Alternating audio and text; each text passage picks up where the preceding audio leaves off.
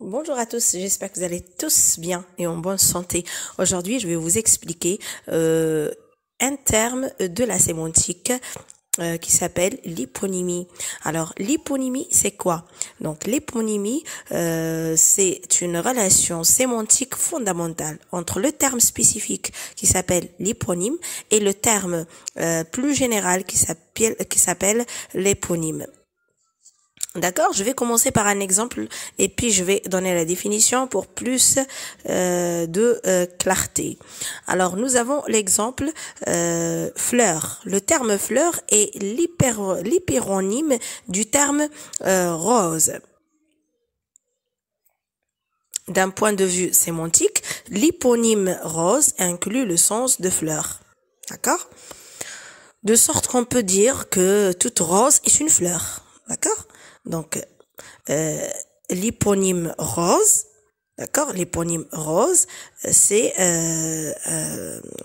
inclut le terme fleur, d'accord. Le terme fleur est l'hyperonyme, pas l'hyponyme, c'est l'hyperonyme de l'hyponyme rose. Donc, je vais commencer la définition. Donc, j'ai commencé par l'exemple pour plus de clarté. Après, on va revenir à cela.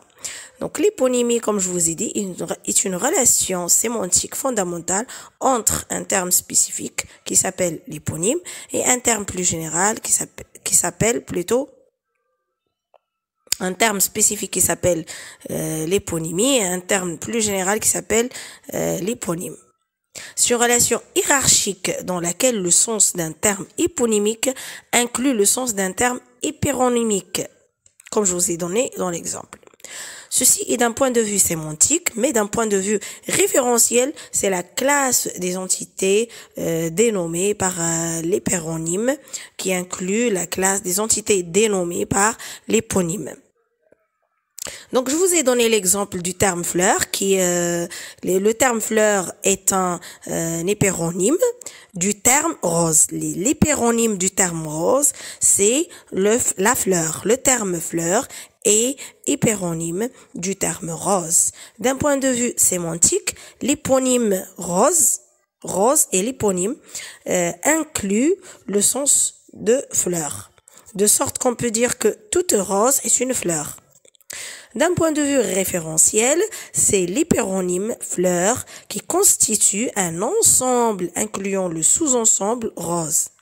De sorte qu'on peut dire j'aime toutes les fleurs et en particulier les roses.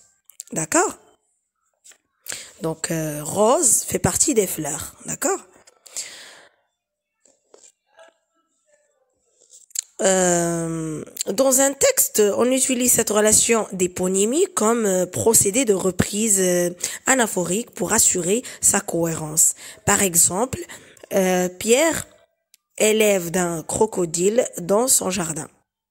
Un crocodile dans son jardin. Pierre élève un crocodile dans son jardin. Cet animal effraie le voisinage. La hiérarchisation hyponymique n'est pas limitée au nom. On a aussi des adjectifs, des verbes. Par exemple, l'adjectif écarlate, c'est l'éponyme de rouge. Par exemple, on dit des tomates écarlates. Ça veut dire des tomates rouges. Donc, écarlate, c'est l'éponyme de rouge. Écarlate est un adjectif. Boxer, c'est un verbe et c'est l'éponyme de frapper. Assassiner, c'est l'éponyme de tuer. C'est un verbe aussi. D'accord? Donc, j'espère que cette vidéo vous a été intéressante. N'oubliez pas de partager avec vos amis, de vous abonner et de liker ma vidéo. Merci à vous.